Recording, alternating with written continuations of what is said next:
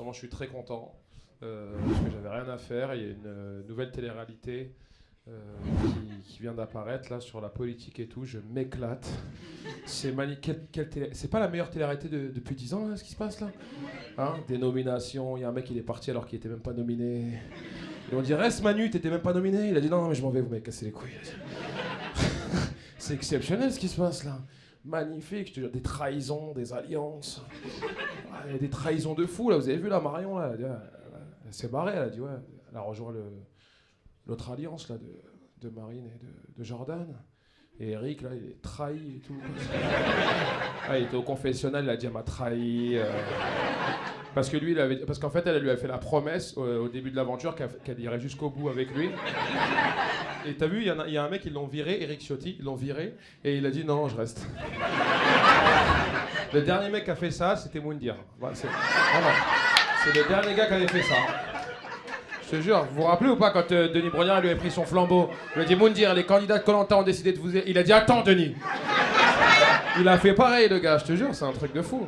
C'est exceptionnel ce qui se passe. Non mais il faut regarder, hein, c'est magnifique, c'est sur BFM TV et CNews, ça passe tous les soirs. Et là, il y a des retours aussi. T'as vu un mec, Jean-Luc Mélenchon, on l'avait un peu oublié, il l'avait mis un peu à l'écart, tu sais, parce qu'il était un peu trop virulent. Et là, il est revenu, là, t'as vu d'un coup, parce que comme Manuel, il a tout arrêté. C'est comme dans Koh-Lanta, tu vois, ils ont dit, quand un ancien candidat décide de partir seul, c'est l'ancien candidat éliminé qui revient. Ils l'ont revu, Jean-Luc avec le sac arrivé de loin. Et en plus, tout le monde ment sur son vote, hein. Tout le monde ment. Oh, tout le monde ment. Qui a voté RN, là? Voilà, tout le monde ment. Non, statistiquement, c'est impossible. Après, c'est pas beaucoup à Paris, hein, c'est pas beaucoup. C'est beaucoup en province, dans des toutes petites villes où ils ont des gros problèmes avec l'immigration.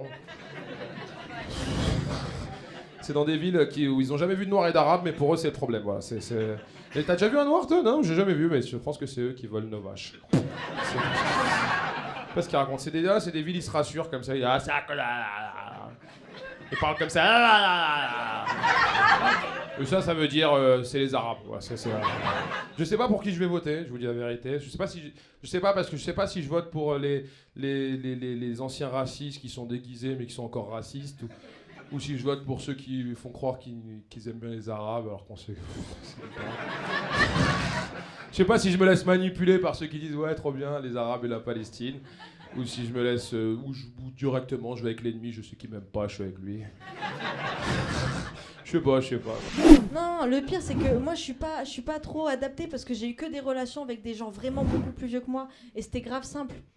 T'envoies un texto, le gars il te ghoste pas parce que déjà il connaît pas le mot ghoster. C'est très facile. Et s'il répond pas, c'est juste en fait il cherche les lunettes pour lire le texto. Il est comme ça, tu vois. Moi, ça a duré 4 ans, j'étais bien, je vous jure, j'étais bien. J'avais tous mes potes sur le dos, ils étaient là, mais Morgane, tu trouves pas que c'est hyper malsain? T'as pas l'impression que tu cherches ton père? Ben non. Je sais où il est, j'ai son adresse, j'ai son numéro de téléphone. Non, je le cherche pas, tu vois. Et l'ironie, c'est que juste après, je suis tombée folle amoureuse d'une nana de mon âge. Y a personne qui est venu me demander si je cherchais pas ma sœur. J'ai fait un constat là, c'est qu'avec tout ce qui se passe dans le monde, tous les conflits, il y en a qui donnent leur avis. Il y en a qui donnent pas leur avis. Il y en a qui sont énervés parce que les gens ils n'ont pas donné leur avis. Il y en a qui sont énervés parce que les gens ils ont donné leur avis, mais c'est pas l'avis qu'ils voulaient. C'est la merde. Je vous dis la vérité. Moi, je sais pas comment vous faites. J'ai envie de donner mon avis, mais je sais pas s'il est pertinent. Tu vois, c'est ça que j'essaie de dire. Il y a des gens, on a écouté leur avis.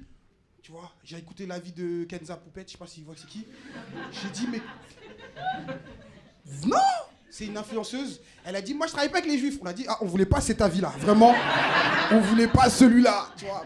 On voulait que tu condamnes peut-être Israël, mais pas, tu vois. Et je dis, même si tu voulais condamner, elle s'est pas condamnée. Et après, je me dis, en fait, il y a des gens, faut juste leur donner un truc, un script, tu vois, un truc simple à faire, tu vois. Des promotions à 50%. Voilà. Pas besoin de savoir ton avis sur la Palestine parce que ça va être foireux, Et en vrai, moi, j'ai réfléchi, moi, mon avis, il est pertinent que quand tu me demandes si qu'est-ce que j'ai pensé de l'entrée des joueurs à l'équipe de France, comment leur tenue. Voilà, là, je peux, tu vois, Koundé, belle tenue, très mauvais joueur. Ça, je suis pertinent, c'est efficace. Mais non, le reste, ouf. Palestine, tout ça, c'est trop. J'ai regardé 5 ou 6 documentaires pour comprendre le conflit et j'ai toujours pas réussi à comprendre. Il y a un truc qui dit que des fois t'es perdu et en gros il faut se perdre pour trouver son chemin. Vous connaissez cette expression? Et moi, après le bac, je me suis inscrit DUT informatique. Et ça a été un déclic parce que, tu sais, pendant la pause, les gens du DUT, ils continuaient à programmer. Et moi, déjà, pendant le cours, je programmais pas, frérot. Donc je me suis dit, c'est vraiment eux ils ont raison parce qu'ils kiffent ce qu'ils font, tu vois. Donc même pendant la pause, ils codent. Donc j'ai dit, il faut que je trouve quelque chose que j'aime bien. Et moi, j'avais une grosse bourse. J'étais échelon 7. Quand t'es jeune, t'es con de ouf. J'étais fier d'être échelon 7. Zama, j'étais fier d'être pauvre. J'étais, moi, grand clochard, frérot. De père en fils, on touche rien. Et j'ai un pote qui est à Paris qui me dit, Younes, viens, je suis à Paris, toi tu veux être comédien, je connais Boudère, j'habite dans le quartier de Boudère, je suis comme un ouf, je prends mon ticket de train pour y aller, et je vais à Paris, et je croise Boudère, et je lui dis, ouais, je veux jouer et me lancer dans la scène, et super gentil et tout, le mec, et me dit, inscris-toi dans les comédie clubs et tout. Et je dis ok, et il part, et je me dis, je viens de dépenser 200 € pour un conseil que je trouve sur internet en fait. Je me dis, je me suis fait baiser la gueule en fait, c'est ça qui s'est passé.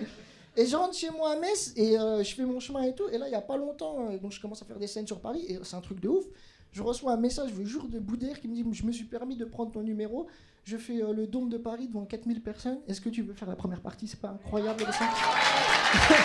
C'est pas incroyable?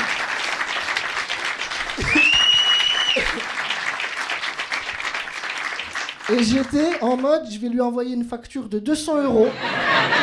Je vais vous laisser là-dessus. Merci de m'avoir écouté, les amis. Merci beaucoup.